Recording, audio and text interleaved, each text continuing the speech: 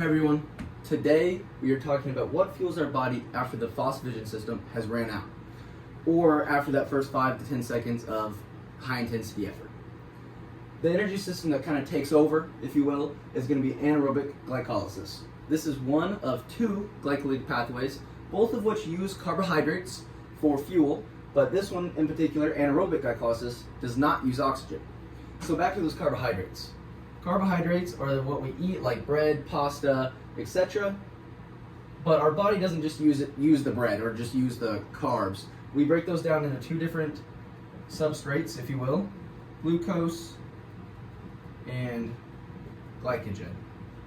This is then broken down into ATP and another thing called pyruvate. Pyruvate is kind of the molecule that we get that helps speed up ATP production in anaerobic glycolysis. Eventually, this is also converted into lactate, which kind of is the reasoning of us feeling that burning sensation when we're near max effort, either after a sprint, our legs are burning, or our calves are burning, or a 400-meter dash or something like that, or at the end of a high-intensity weightlifting set. So anyway, when does this happen? Why do we care about this?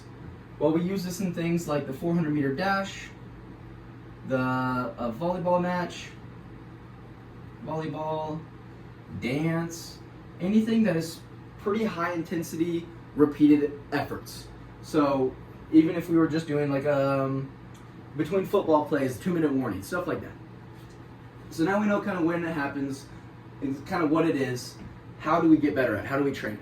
Well, a good example of a workout would be 200-meter repeats.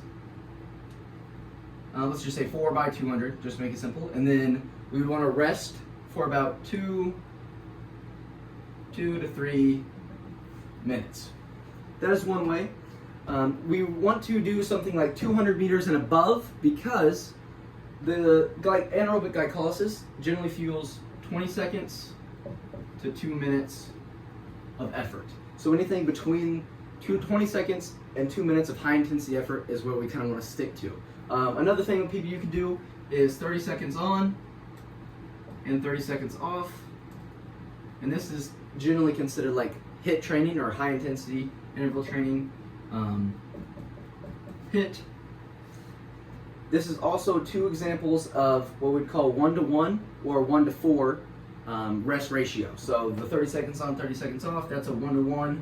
And though it's not quite 1-to-4, this would be more of a 1-to-4 rest ratio example. So that's how we kind of improve the anaerobic glycolysis system, and thank you for watching.